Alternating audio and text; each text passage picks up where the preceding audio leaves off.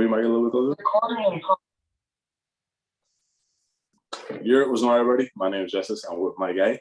It's popping. It's popping. Shit, boy. Tell you how y'all doing. And y'all tuned into the Silky Boys podcast, the Warriors podcast out for sports news. What's going on in culture right now? Tyaire, how you feeling this week, bro?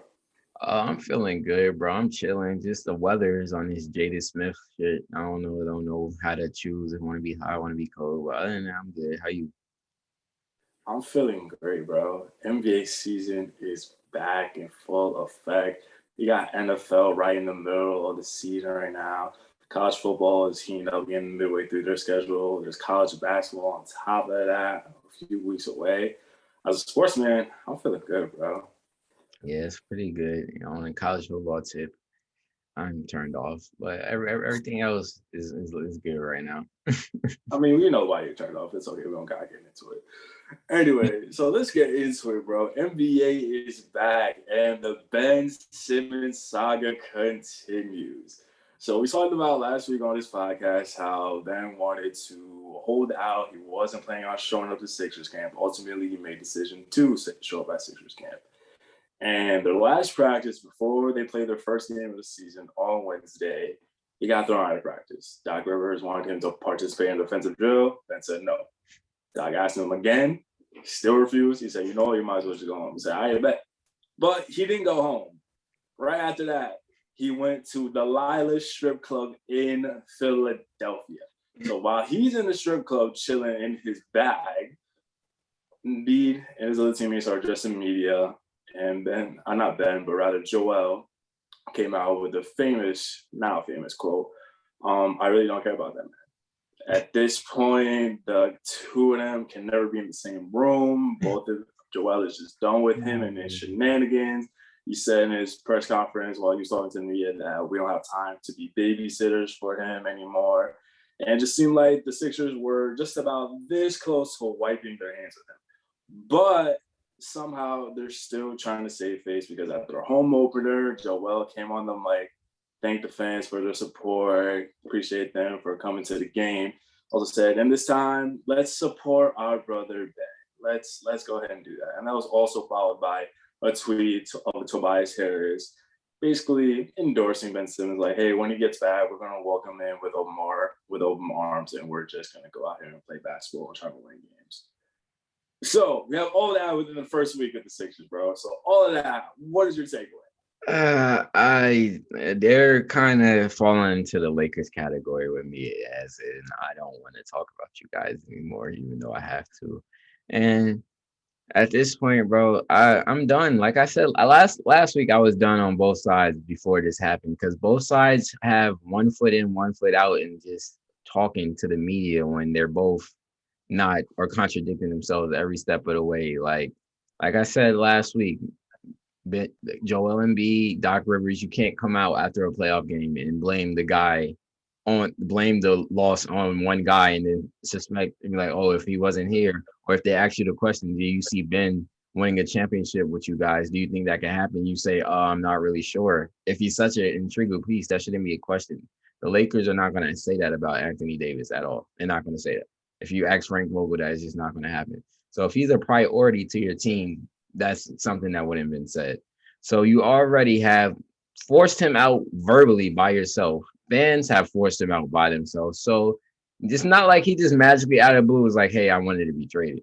Like you guys were like pushing him out, and then it got to a point where he's like, okay, I don't want to be here anymore. Like it's just that's dead the situation, which is smart because this situation has been prolonged for a long time. We've seen that they don't really fit on the court. They have two talented players, but it can win games, but it can't win championships. And at the end of the day, with the money you're throwing at these two, that's just a waste of money at this time to just be contending and not doing anything. So we saw that he called for the trade, and I'm thinking he's going to stand on that. He said, I'm not coming back. And then that's when Ben gets in his bitch ass mode when he says, nobody text me, nobody call me, I'm not answering anybody, don't fly out to me, I don't want to see you. It's at that point. So that's Ben reciprocating the energy of, okay, I don't fuck with you guys anymore. You don't mess with me anymore. So this is done here. and that's over. Like when Cavs Kyrie, he said, "I'm not doing this no more. You guys still want me?" LeBron said, "If I see Kyrie during that week," LeBron said, "If I see Kyrie right now, I would slap the shit out of him." That was an actual quote that was running around from Chris Broussard that was released. He said, "I would slap the shit out of Kyrie." That lets you know how both sides felt. And the Cavs knew that Kyrie could not step back into that locker room again, at least in that season, because there would be tension brewing and they probably would have fought.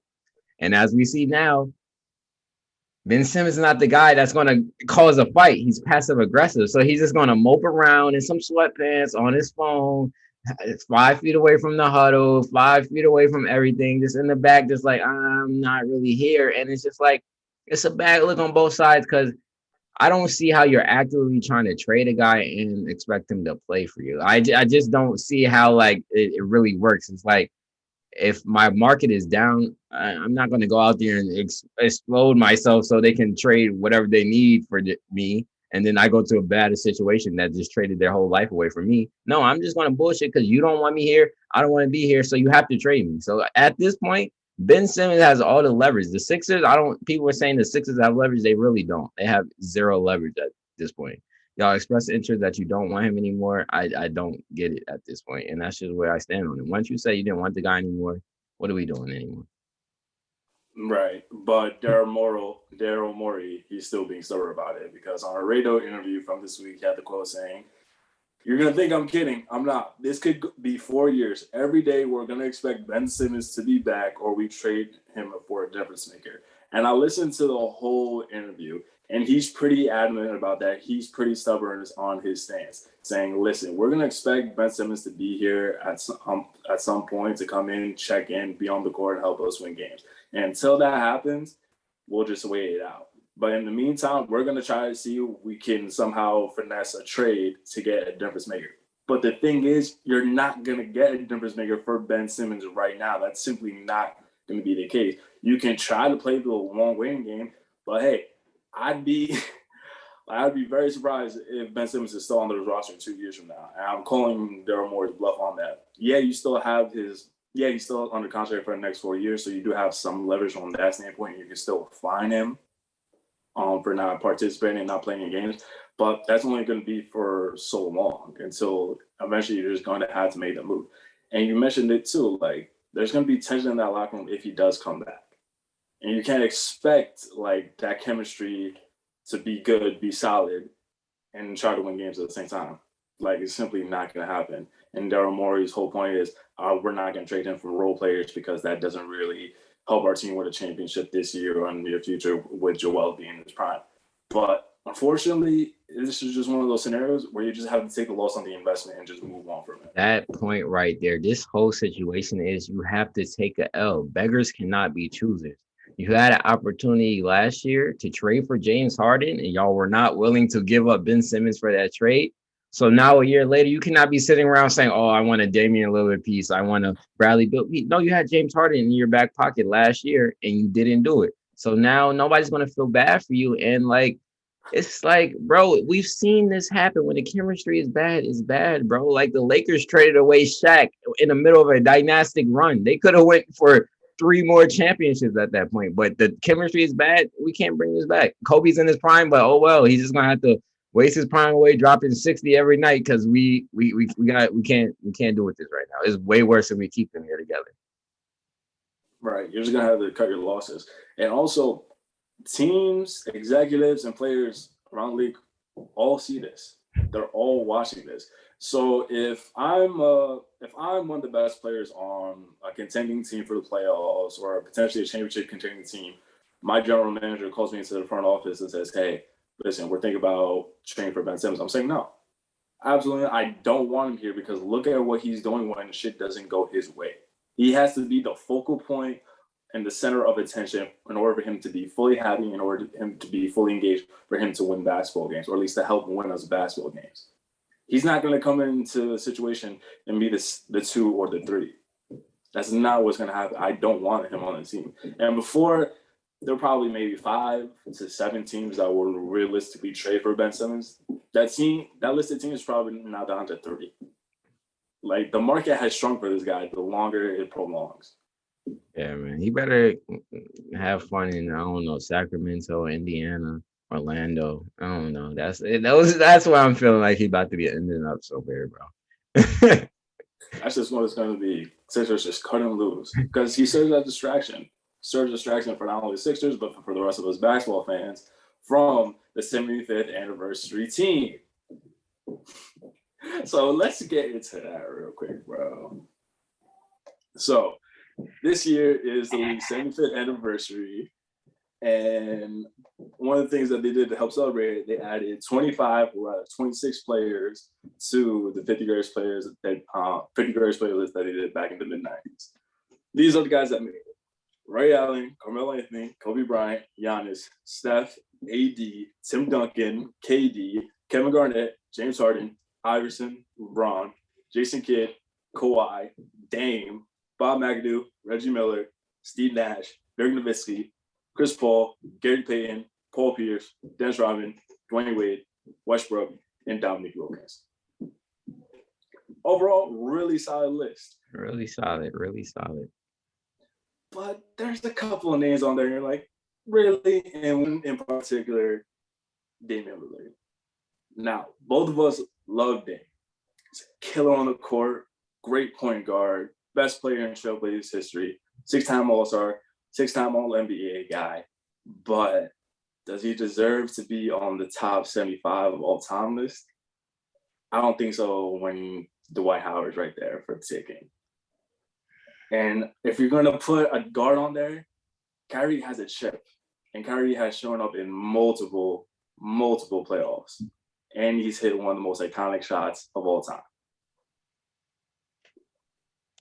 Man, just so that I can't even sound like I'm giving out old head bias, because my first snub on the list is going to be an old head. So you can't say I'm coming in here about to shit on the old heads, which I am about to. But I'm gonna start off with love first. So I'm a Knicks hater. I hate the Knicks because it's just a trash organization. I feel like they disrespect the fans by being trash and just expect the fans to just eat shit. So that's why I don't like them. But my father is a diehard Knicks fan, and if you have a father that's a diehard Knicks fan growing up, it's only one person that you would hear about growing up as a basketball player. You would have thought this person was Michael Jordan himself, but it wasn't. He was Bernard King. And the fact that Bernard King is not on this list is crazy to me, bro.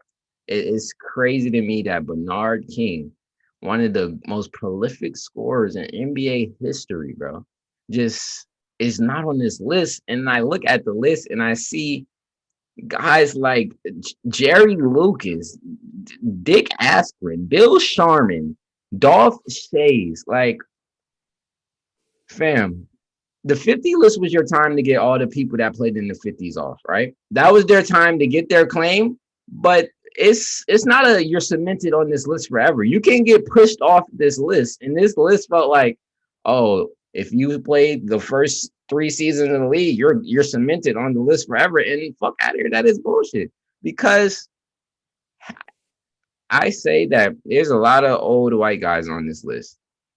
I honestly would say out of the 75, there should be 20 white guys on it. No racial, anything. There's only 20 solid white players that I can name off the top of my head that I believe belong on this list. And over people like Tracy McGrady, just one of the greatest scorers ever. No, you don't make it over him. You don't. Bob Cousy, I'm sorry. I'll take Tracy McGrady over Bob Cousy. If you put Tracy McGrady on those Celtics teams, it's a different story. Tracy McGrady is probably Michael Jordan. No bullshit. Who else? Klay Thompson, one of the greatest shooters ever, has scored 60 points in the game as a third option. That's craziness. 60 points as a third option multiple times in his career. Deserves to be on this list. If we're going to count all those Celtics players that's on this list, part of those dynasties, then Klay Thompson should be counted as part of the Warriors dynasty. And of course, Kyrie Irving. He hit one of the greatest shots in NBA history. That alone deserves a spot on the list. And as far as the current players, like Dame should not be on the list. I don't feel like AD should be on the list. I feel like if we go back in history, when the 50 players list came out, people were questioning Shaq. So if Shaq was a question, I feel like the only people who should really be on the list right now is KD, Steph, LeBron, Harden, Kawhi, Clay, and Kyrie and CP. And after that, it gets real thin. If you are not all-time great, I don't care how many shots you've been put up. You had a triple-double season, Russ. Okay, you're not top 25, bro. I'm sorry. And that's it off this list. But I knew they was gonna piss me off with this list, bro. I just knew they were gonna piss me off with this list, bro. And 100, bro. By 100, a lot of them white faces better not be here. That's all I gotta say, bro. In 25 years, I'm gonna be a person of position and power. So it's gonna be like if I see who is up there, it's gonna be a problem, bro. It's gonna be a problem, bro. If Bob Cousy made it past 100, no. He's gonna be there. I just hope you know he's gonna be there. Because to me, when looking at the list, the way I perceived it, the way that I interpreted it, they voted on guys based on their impact during their time, during their era. That's basically how I look at it. Of course, Bob Cousy wouldn't even sniff an NBA roster today. Like Kyle Lowry, Mike Conley, like they're obviously better players than Bob Cousy. Chris Paul would have dominated back in the 50s and the 40s. Like, we all know that, right? But the way that the list is constructed, the way I look at it, it really just seems like, okay, were you amongst the best among your peers in your era, and how big was your impact? That's just basically how I'm looking at it. And, like, it really is, the list is, like, kind of just a storyline from the beginnings of the league through the years. That's just how I look at it. So guys like Bob Cousy, Dave Collins, a bunch of those other guys that played in the 50s and 60s, they're still going to be on here on this, on the 100 list. They're still going to be there. On the Damian Lillard tip, I would have put Dwight Howard over Damian Lillard. Just plain and simple. Again, if you're going to go with a guard, I'll probably go Kyrie over Dame because he has a ring. And again, he hit one of the most iconic shots in NBA history to win the championship. Yeah, man. I don't know, bro. It's just the Bernard King really got me, and then it's just all the time. Every time I see Bob Cousy, it just gives me good old boy vibes. Like we started this shit so y'all can never get rid of this. Like no, nigga, like we took this shit over now, bro. Like Rock and Roll Hall of Fame is adding hip hop now. Like fuck out of here, bro. Like no. Right.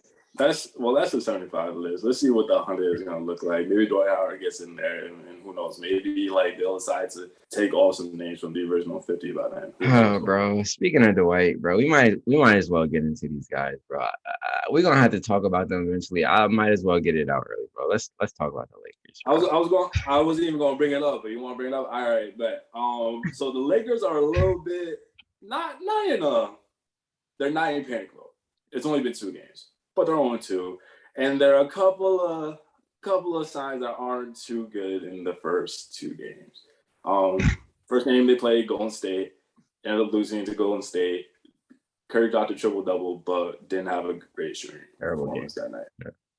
Yeah. Wasn't that great. Still dropped triple-double though. Second game, they get blown out by Phoenix Suns, and the way that the look on court, basketball stylistically wise, doesn't look that good with Westbrook in the mix with LeBron and AD.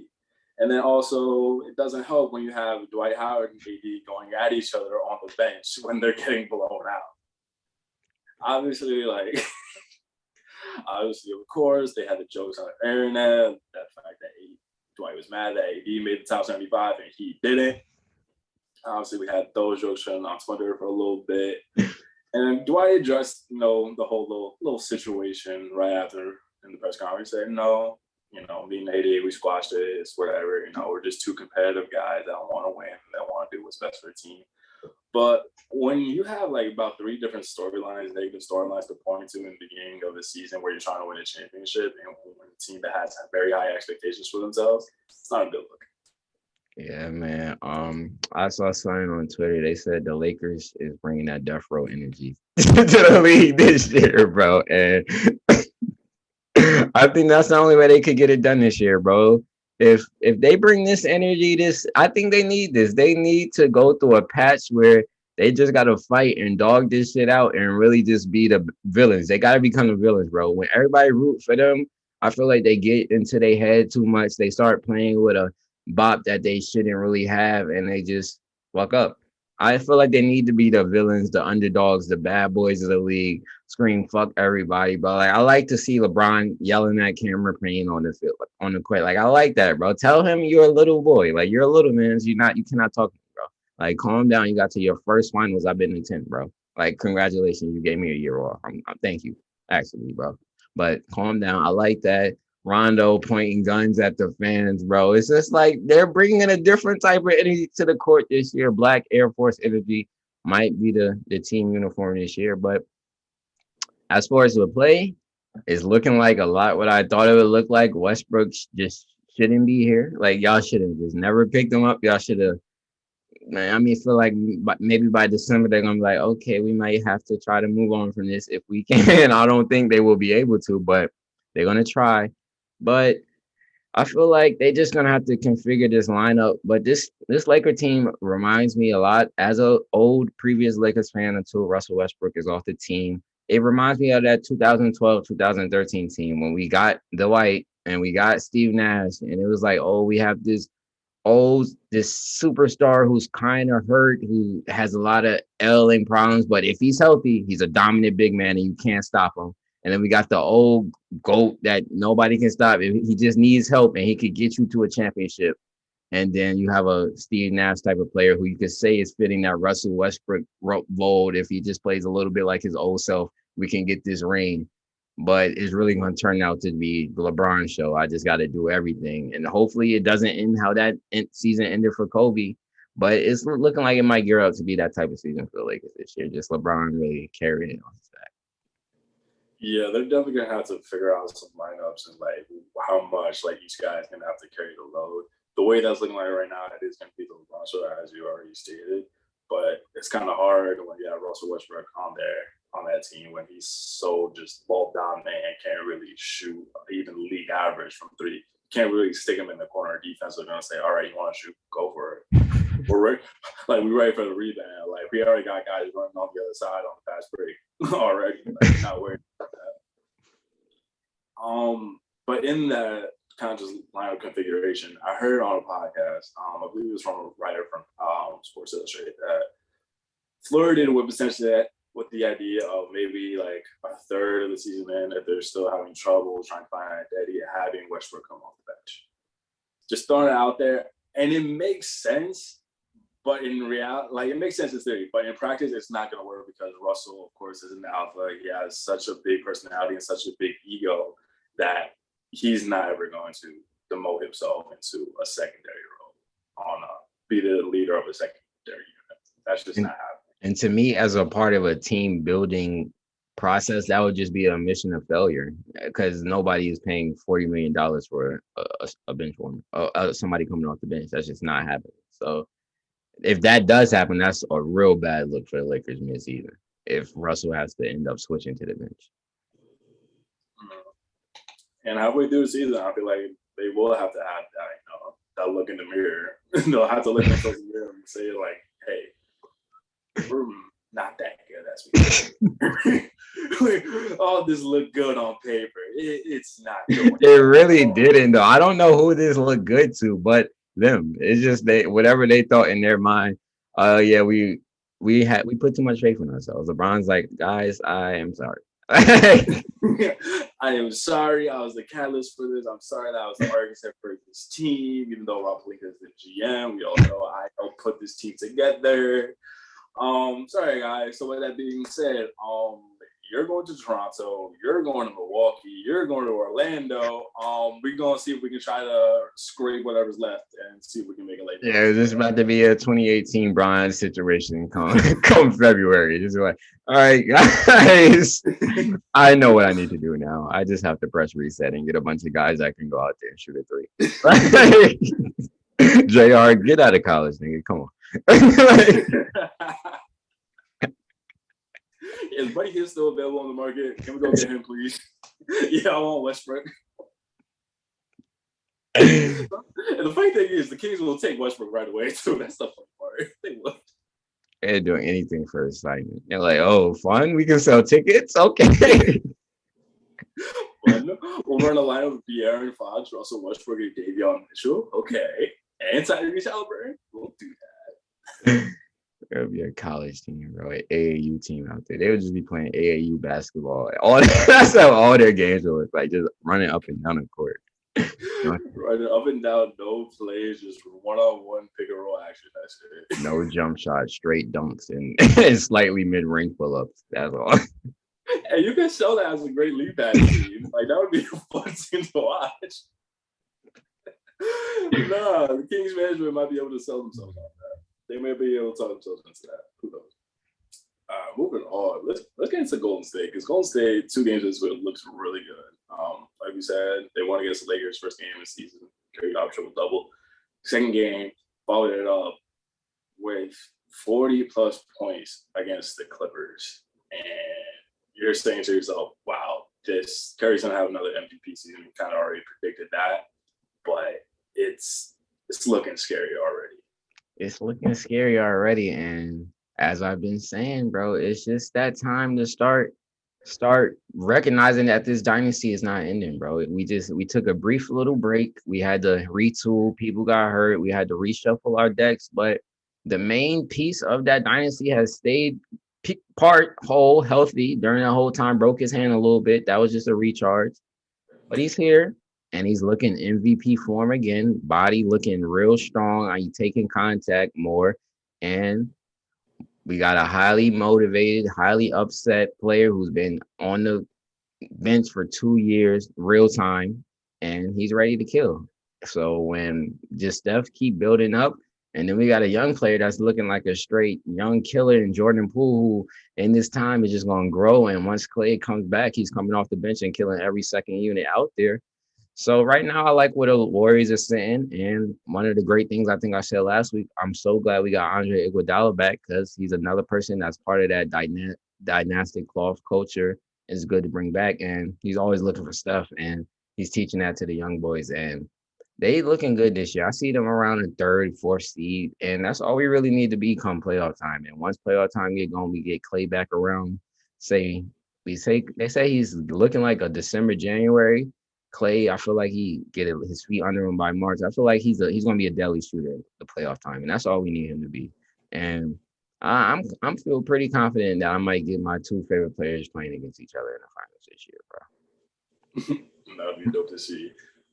For me, just watching this Warriors team, something that's I feel like gone the radar is the experience that these role players got playing with Steph last year. Wiggins, Poole, Damian Lee. All those guys, they really figured out, okay, what's the role on the team and what it's like playing with Steph, especially when he's in MVP form. And that's going to be really valuable for them in this first stretch of the season when they got a lot of the young guys still like coming back from injury. Of course, Clay's going to come back like midway, a little bit past midway mark of the season. They're going to be able to keep the ship afloat until that, and then they'll be able to slowly work in Wiseman, slowly be able to work in Moses Moody into a 3-and-D role and see what, just throw Kuminga out there, see what he's got, because he could very well be a superstar in a couple of years if he just develops right. And speaking of Andre Iguodala too, I think Andre Iguodala is going to be Kuminga's best friend. Like, honestly, like I'm sure he sees the potential and the talent that he has, and he's really just going to groom him to be, a superstar one day. I really like what the Warriors are doing right now. Already looking like a scary team, and we'll just see where it goes from there. Yeah, and I also like the pickup of Valencia. He's like the white Draymond with a shot. He just adds that same playmaker, big role who you can't just sag off because he's going to make a play dribbling off the ball, and he's looking for stuff as well. So they definitely got something with those two, because the passes, just him and Draymond just be diming each other in these 2 games. It's like, oh, that's nice seeing that in the paint. Yeah, they have a great chemistry already. So yeah. It's going to be fun. They got multiple playmakers on their team. And just in that secret system where all them shooters, it's going to be fun basketball. We're going to see like another renaissance of just, what that 2015, 2016 Warriors look like on the first championship run. Yeah. Moving on, like some other like standout performances, like for me from like the first the first week of NBA basketball back. LaMelo looked good, man. LaMelo looks really good. I think that the Hornets have a real chance to be the Knicks of last year, where they're like a sneaky great team. You look up in the standings, like, hold on, wait, they're the third seed right now, and they could make it like a legit playoff push.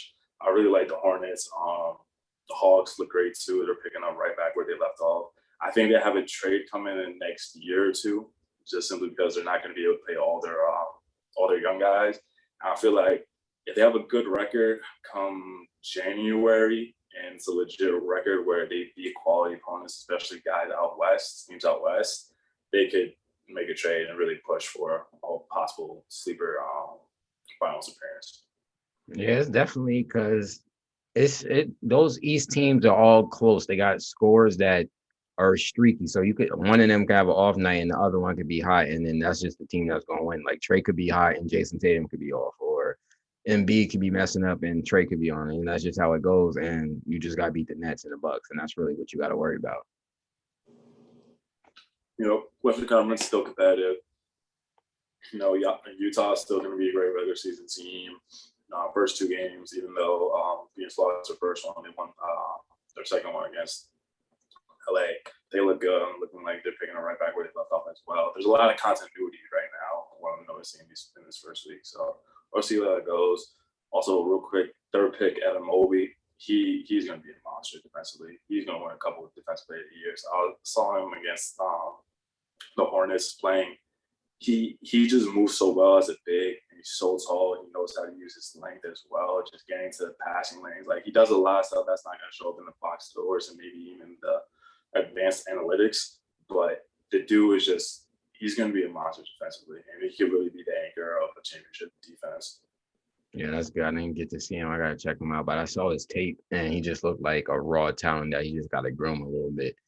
And I know David Griffin is happy he got him because David Griffin's a good team builder. So I feel like they're going to really develop him good over there. But we didn't talk about the game of the year so far, which is probably going to hold the test of the time as game of the year. The Knicks, bro. How you feeling about the Knicks, bro? How you feeling about y'all early season success? Y'all number one in the East right now. How you feeling, bro? So we out here. The Garden first game back was rocking. Double overtime game against the Celtics. I gotta say real quick. Shout out to Jaylen Brown. Dudes are just flat out a stud, man. Like, dudes really fucking good. And to do that coming off fucking quarantine when you got COVID, like that's really impressive. And then he tore his ACL or some shit last year, and he that was his first game back or some shit. That was his first game back from wrist injury, yeah. Broken wrist, yeah. Yeah, so Jalen just looks really good right off the bat. But as far as my Knicks squad, we look good. This is going to be another fun, competitive Knicks team like it was last year. I realistically think there's going to be, a team that can make it to the second round if all teams go well. If we get Julius Randle to actually show up in the playoffs, that'd be nice. But overall, I like what I'm seeing. I love the addition of Evan Fournier. I didn't think I was going to like it as much as I do. It was just a quality shooter and it's a quality secondary playmaker. Kemba looked good his first two games back. I'm expecting him to get injured at any time now. So I already know when we signed him in the back of my head that he was going to miss about 20 games this year. So I'm already mentally prepared for that. But the young guys look good. Obi Toppin, he looked really good. I think he started to figure out what his role is going to be in the NBA. Quick had a shaky first game, but he bounced back in the second game. RJ improved his three-point shot, and I love the way that he's felt defensively, especially on Jason Tatum in that first game. We're going to be a competitive group, man. Yeah, this is really just the audition years for Damian Lillard right now. Y'all just gotta make yourselves look good on Instagram. Show the cakes a little bit so he's sliding while he in his relationship. He gonna like some pics, but y'all just gotta present yourselves right. And then when he free, he gonna dip to y'all. I just feel it. Y'all just gotta keep building. Just don't be the sorry Knicks that y'all are before. So somebody can actually want to just present a product. That's always been my thing with the Knicks. Present a product. Yeah, we doing that. We did that last year. This is second year. This is phase 2 of presenting the product now. Yeah. This is phase 2. All right, man. That's enough NBA news. Let's get into NFL news. We got some breaking NFL news from this week. Deshaun Watson will be going to the Miami Dolphins. Now, the trade isn't official yet, but we have John McClain on the Houston Chronicles that covers the Houston Texans. We also have Mike Lombardi, who's a long-time NFL executive who's still plugged in around the league. And they both pretty much confirmed that Deshaun is going to get moved to the Miami Dolphins, and it could happen as soon as this week. Right now, it is 7:37 on a Saturday. The Dolphins play the Falcons, so it doesn't look like a trade's going to get done today or tomorrow. But in the next week or two, we may see Deshaun Watson buying a house in Miami. Yep. And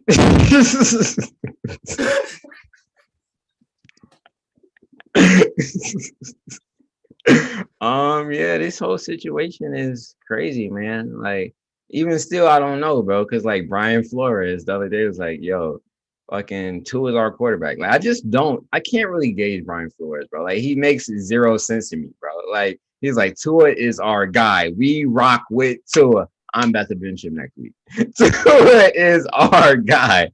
Yo, Deshaun, what you doing Thursday, bro? Like, yo, what are you? It's 2:00, man. I don't give a fuck about that. But what are you doing this Thursday, bro? Let's fly out here in Miami, show you. We go to live. We do a couple spots. Tell me how you like it. I'll show you the right spots to go to so you don't get caught up. But press conference, yeah, Tua is our quarterback. I'm standing that. You cannot have these rumors that are saying it is confirmed Deshaun Watson is going to the Dolphins, and you're still saying this to us. Like, no, we cannot believe you anymore. And at a certain point, if I'm a media guy, I'm like, bro, can you stop with the bullshit? Like, can you stop? Like, I'm not accepting that as an answer anymore. I see Deshaun right behind you. Like, his introductory press conference is today. Like,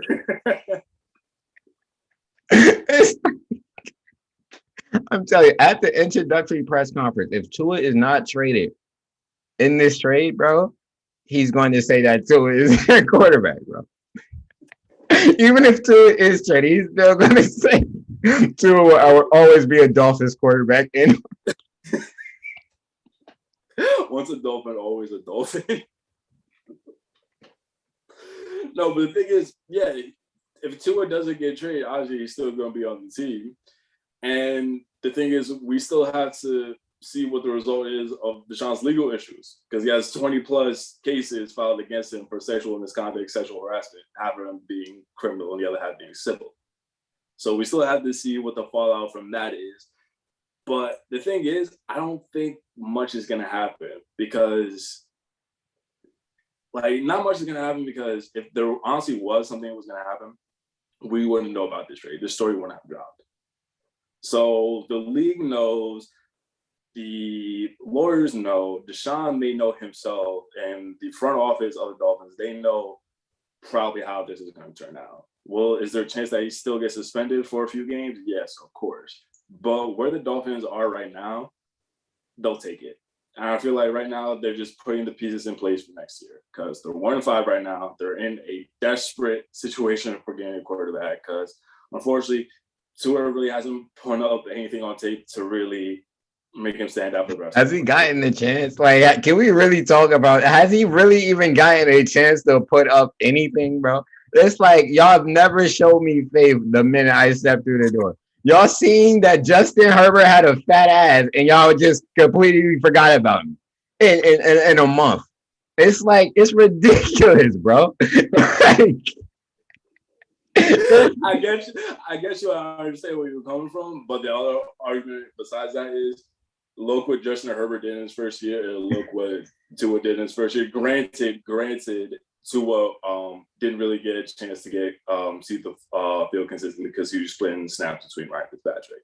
And with this year, the injury can start. He already missed 3 games in the season, and his first game back, he lost with Dak Clutch. The Chargers stabbed a quarterback in his lungs to get this man to start. The Dolphins, at every corner of their life, has made sure that Tua was not going to play. Do you think Justin Herbert's not going to ball out when the doctor stabs the person starting in front of him so he can start? He was like, yo, this nigga just stabbed this man for me. If a nigga kills somebody for you, you would do whatever for them. Of course he going to throw the greatest rookie season ever, bro. Like, I don't get it. Yes, Justin Herbert went crazy last year. They killed Tyrod Taylor for him. He had to go crazy. Like, Tyrod Taylor was a sacrificial lamb. And I understand what you get at. I completely understand. I'm just simply giving the other side of that because this is still coming from a Tua fan. But in the games that he's been healthy, like let's call it spade a spade. Like let's keep it a buck. Let's take facts right now. Has he put up in the games that he's been healthy, put up really anything or done anything that will really make him stand out for the rest of these young and there's a group of young quarterbacks? Like right now, in 3 starts, in like let's say from 3 starts in this season, has he done anything that will make you say, oh, he's a better quarterback than Joe Burrow right now? He has not. My thing is, nigga, you have to give me my chance. Let me rock. Like, can I have 3 weeks of let me just know that this is my shit that I can just cool out in this bitch for a minute? Can I just have that comfort? Like, he has never had that, bro. So I don't feel like you can really gauge a quarterback if he doesn't know if he's gonna be here tomorrow. Like, I just don't think. Like, what, bro? Like, bro. Like, that's not a fair gauge, bro. So I really hope in this trade that Tua does leave because I don't even want him to have to deal with this now, bro. It's just not fair for him as a start in his career, bro. Like, I just want him a fresh start, kind of like Sam Darnold. Just like you don't need 3 different head coaches, 3 different offensive coordinators, bro. Just get him a fresh start. Then we can honestly gauge if he's really trash. Then if he go play ass, then he's trash. Like we see what Sam's doing right now. Like I told y'all, it was going to happen eventually. That it was coming around the corner. Started 3-0, and then what happened after that when Christian McCaffrey came off the field? I don't know when they're gonna start listening to you, bro. I don't know. I don't know. But again, I'm still a fan. I hope things turn around for him. Honestly, if the Texans are smart because right now, like the original asking price for Deshaun was 3 first-rounders, 2 second-rounders, and then like an impact player or like a contract to get him. I hope they ask for Tua back just because I know for a fact Tua is better than Davis Mills. Like, come on, let's keep that up. You know what I mean? And like from Houston situations, all right, if you think Davis Mills has a legit chance to be a star in this league for whatever reason, bring in Tua, let them hash it out in a quarterback competition. Just let's see whoever. Now that does happen, and Davis Mills heading into next year, the starting quarterback of the Texans. I think it might be safe to say we were all right about Tua. You gotta stop fucking with them Hawaii niggas. Like Marcus Mariota, you got your brothers in for a minute. You tricked the system for a minute, but we caught on to y'all. Y'all really weak. Like y'all really weak. Like, Hawaiian quarterbacks are flukes in the NFL, and they don't play defense. Like DJ, all right, brother, brother, Cade Connect, you got to come up quicker. We need you to start now. I know you're in high school. We need you next year, bro. DJ looking Hawaii. We just got to cut them off from the U.S. They already far enough away. They don't even really. That's not even football they playing out there. How they even know how to play football, bro? There ain't nobody around them. Who is they playing? They playing each other 5 times a game. Like who are they playing, bro? Like they're not going up like Texas or like California competition. They're playing Hawaii, right? They play baseball over there, bro. They're playing against shortstops and right fielders. And big Samoan tackles. That's all they got good tackles. Like if we get a tackle from out there, don't get a quarterback, bro. Like get you a lineman. Get you a lineman, get you a safety like Topal Malo, get you a freaking linebacker like Junior Seau. Exactly. Get one of them. Quarterback, no. If you get a quarterback, they're gonna look good in college. They're gonna look real good in college. Look great in college. Look great, chill, go crazy. They both won national championships. Both of them did, but no. For whatever reason, they can't make the transition into the NFL. Oh man, the Raiders are legit contenders, bro.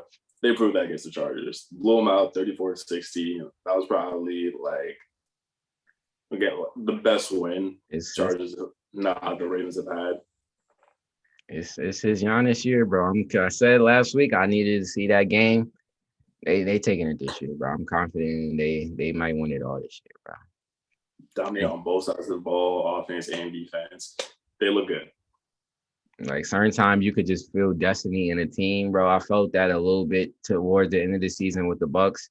I feel that right now with the Ravens, bro. I just feel like it's their time to get that ring, bro. And it's a good story for Lamar to get a ring, bro. Like the league needs that story because we can't just build up Pat. We need a rival to that Pat. Like we can't just have Pat dominating this whole time. We need somebody else up there too. So it's good to see Lamar looking like he's ready to take that spot up there.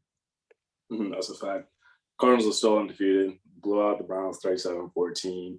Granted, the Browns were missing a lot of key players due to injury. They just got hit with the injury bug, probably the worst out of any team just in the middle of the season that, we've seen in the recent years. Baker was out there with one good shoulder and then injured that one, So it was a good win for the Cardinals, for them just to get the reps and, obviously stay undefeated to make have more of a legit case as being legit contender and like Super Bowl contender. For the Browns, though, on the other end of it, this isn't. You can just chalk this game up to injury. I still think they're going to be fine. They're still going to be in the mix for in the AFC playoffs. So I think they'll be all right if Baker can come back healthy. Yeah, yeah, because they were able to manage the other night with Case Keenum and the backup running back they had. So like they're built. It just shows you that Baker's a game manager because they're built to just win with an all right guy and just work with what defense has. So it's just really a matter of that defense getting healthy again, and then whatever Baker is, even at 75%, 85%, he don't really have to do too much throwing. He just really and Chubb and Hunt got to get healthy too. So that's just all. Just if their main guys who they need to be healthy are healthy, then they're gonna be like that AFC hunt. But as far as contending as of what I thought, and then like the championship game, what I had earlier in the year, I don't see them up there anymore. How did the Cowboys and Patriots end up being a great game? I don't know, bro. But once again, bro, that boy Trayvon Diggs, bro. I don't get it, bro. But when you in the middle of some historic shit, you just got the touch, bro. When you in your bag, you're in your bag, and I think that's just what the Cowboys are. I feel like they riding off of the star of Trayvon Diggs right now. They go as his juju go, bro. It's just like he just got a swag to him, and I feel like the whole team got that swag, and I feel like it started in the training camp because in that Hard Knocks, it was Trayvon Diggs going at Dak and Amari Cooper like, "Yo, throw me the ball, and I'll show you what happened." Like, throw me the ball. He got cooked up first practice, came back second time, shut Amari down. I feel like ever since then, he's just been in that bag, and Cowboys looking good this year, but they're the Cowboys, so they're gonna fuck it up. But as of right now, they're looking good, bro. And I'm rooting for Dak. I'm a Dak fan as of now, and he's playing great. So Cowboys, you're doing your thing. Y'all beat the Patriots. I needed that because they're just only one game out of the second seed, and we just fucked the Patriots today and tomorrow. And the day after. Right.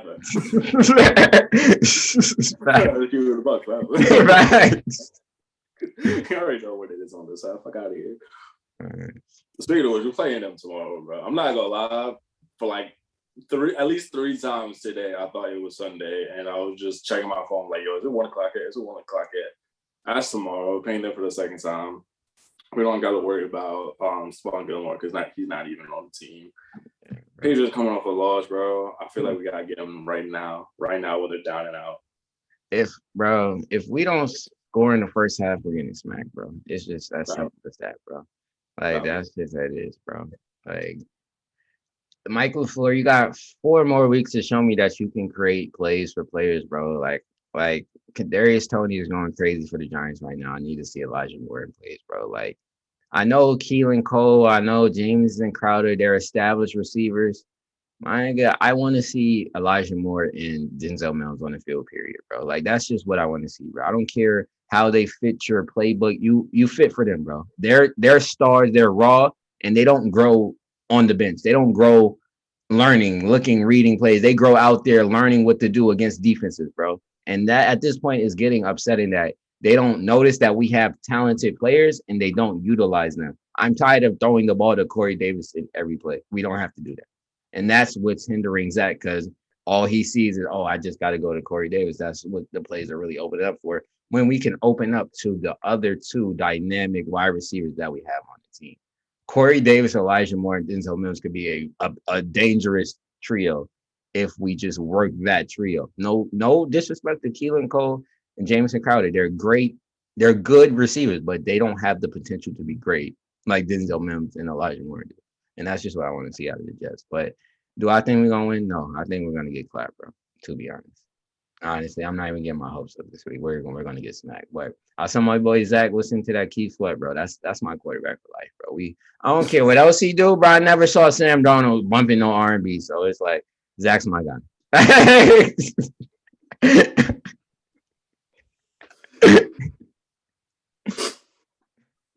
Dude, unique. Like, why is Zach Wilson? Nah, why is Zach Wilson, our backup quarterback, and Braxton Berrios listening to R&B on a calm Saturday? And thing is, this is a thing. This is a right. This is like an inside joke, bro. Like they tagged it. Like what? The like Saturday Soul. Like this is something that they do. I don't know when did this start. How does this even get started in the first place? Like a Mormon listening to R&B. How does that even happen, bro? Like he's such an anomaly to me, bro. Like he's so. You came out of BYU. Who was showing you this at BYU? Like you lived in Utah your entire life. Like, how do you like, know? It'd be one thing if you would be listening to like Usher, like Chris Brown. Like that's Keith Sweat. like Keith Sweat, bro. That is some deep R&B, love making, baby making music, bro. Keith Sweat, bro. That's like wow, bro. Zach really shocked me when I saw that today. I was like, this is Keith Sweat. I don't know, Bill Belichick. He might go crazy on you tomorrow.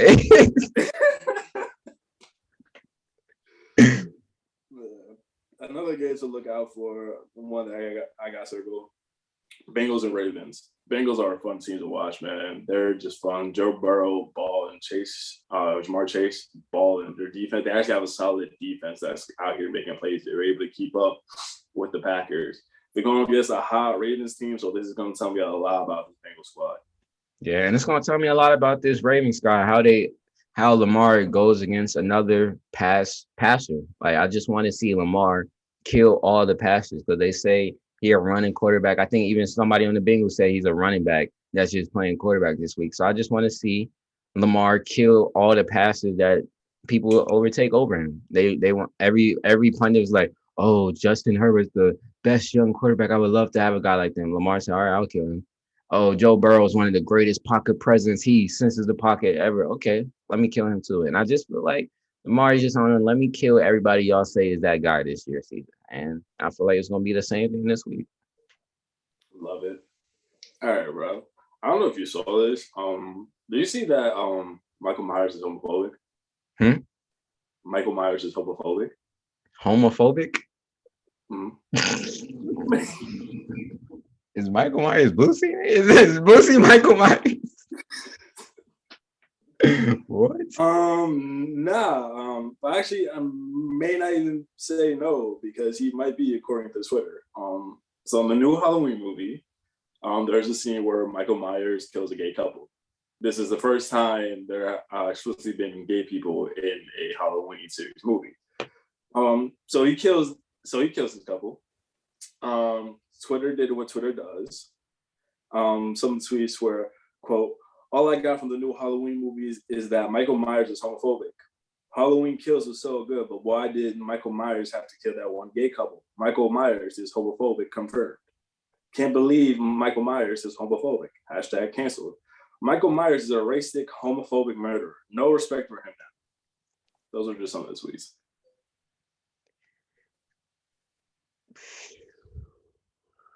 Man.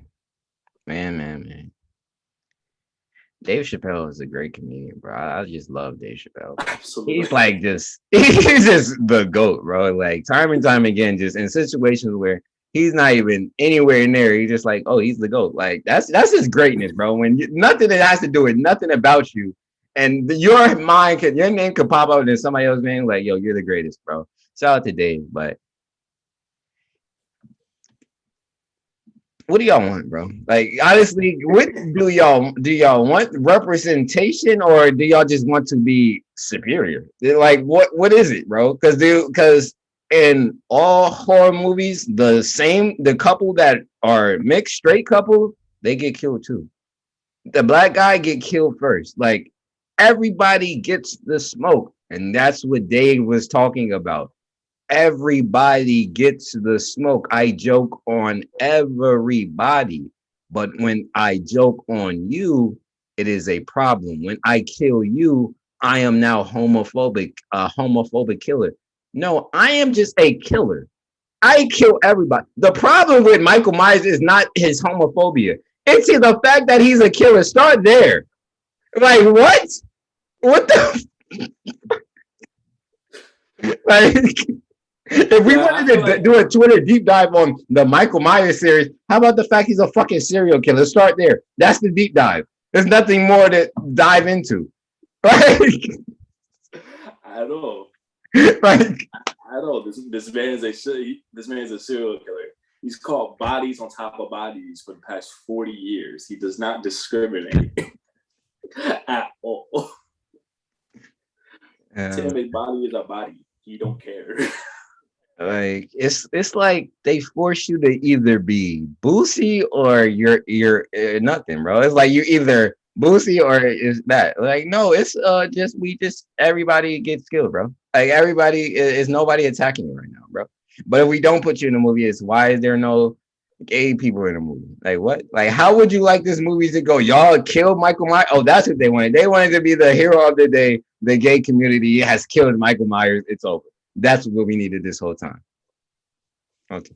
And that's the case. Michael Myers might be Boosie. All you got to do is suck a dick and kill him. That's all you got to do to get Mike Myers out here. Play Old Town Road, and you can just set Michael Myers off. That's how this whole thing started. He saw Brokeback Mountain copy on the ground, and he's like, "Yeah, I got to kill people today." Like what? Oh man, but yeah, that's what the internet killed this week. They killed Michael Myers, ironically. Man, it's a great place. It's a great time. Yeah, we in a great time in the world, bro. Where just everybody can be offended, and it's just like, nigga, no, I'm not with that shit, bro. Like, no, you're wrong. You just gotta be flat out wrong and just accept that. Because if not, we go in a world where nobody has consequences. Anybody can be right, and that's not true. You're not right all the time. And you just got to sit back and be wrong. Like, it just shows you that this is spewed in some type of superiority. It's not equality. It's y'all looking for superiority. Because if it's equality, then you would just be sitting there like, I'm so glad we finally got some gay people to keep people in this movie. I'm so hyped. But it's not, bro. But hey, Superman, do your thing. And like that's another thing too that just felt forced and unnecessary. Like let's keep it a buck. Like again, it's a new comic series. They want to follow a new story and all that. Like okay, I get it too, but like, what does him have like being bisexual have to do with him like in saving the world? Honestly, like when have we ever cared about Superman or Batman or fucking Spider-Man's sexuality at any point? Well, they say we praise Mary Jane and Lois Lane. Why can't we praise Jake and Luke? Why can't they want to save Luke? Man, I get that, bro. But why don't you just make a gay character and just start off there? Superman's not gay. Like you can't force a man to be gay. That's my problem. You're forcing somebody who's not gay to be gay. Like Clark Kent is at home. Like, wait, I suck dick. Like what? Like what? Like wait, what? When did this happen, bro? like. Like no, like unwrite that, please. Whoever's writing this shit, please unwrite that. To be fair, it's his son, not him. It's his son in the new comic. His son was chilling before. His son was always chilling, and then one day he magically just got a little tang to him. Now it's like, nah, bro. Just create a new character. I have no problems with creating a new character, but changing somebody who is already that against their will, I feel like that's messed up, bro. That's fucked up, bro. Like the original maker of Superman has a right to be tight about that. I would be tight too. I'm like, I didn't make him to be like that. I didn't make little Superman to be like that, bro. Like, hey man, this craziness going on in the comic book world. This craziness going on in the fictional world, bro. It's so much. Speaking of which, bro, you see anything wild from this week, bro, on Twitter or just trending? Alec Baldwin killing somebody. Oh yeah, that was wild too. Yeah, that was wild. This is like, where are we at in 2021 right now? Where like that just randomly popped up. Alec Baldwin killed someone on set. Like what? Like how does that happen, bro? Like Like how he does caught a body. Like he legitimately caught a body. And like, let's be clear. Like, rest in peace to that individual because it was a freak accident. it Like, is? it was a prop gun mishap. But my thing is how did a prop gun inflict so much damage that it actually killed someone? No, I think they said they switched the prop gun with a real gun. It's like either way, how the fuck did a real gun get to And become I'm upset.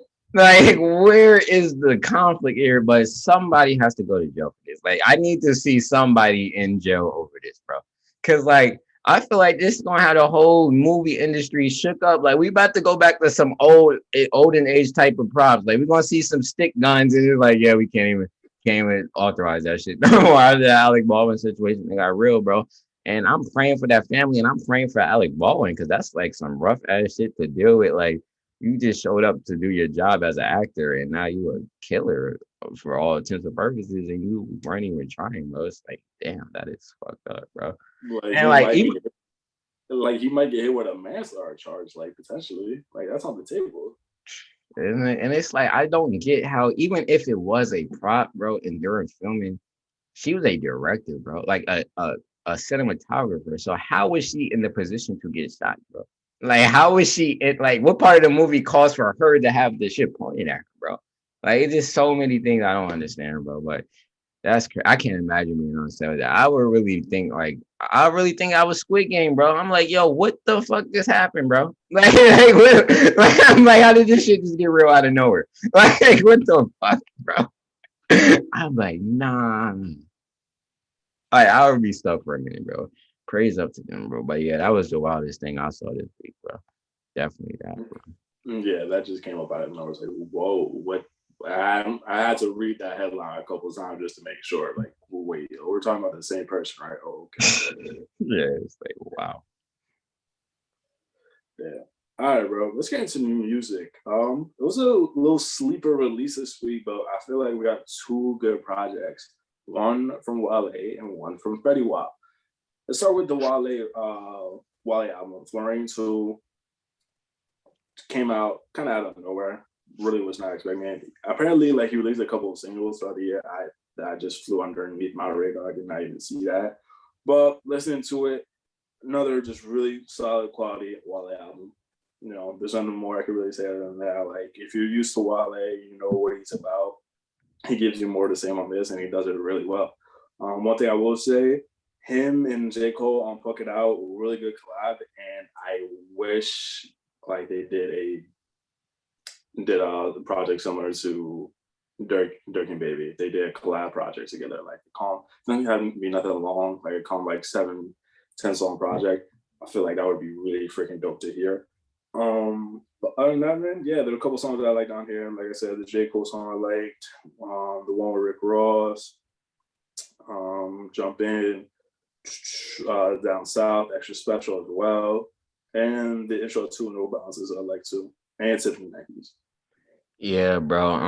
I ain't gonna lie, bro. This album was a little underwhelming to me, bro, because I feel like it didn't have a feel of like the Wale albums I like, bro. Like the reason why I praise Wale is because he's always been able to be the king of like always having the bop, always having the hit, and I respected him for that. Like you're the bop guy, but I don't like the Wale bops. Like I like the Wale. Let me get on my poetry. Let me just start da da da da da da. That type of Wale. Like the whole last album, I feel like that just was his whole focus. Like I don't really care about feeding y'all with any commercial hits. I just want to do what I'm doing.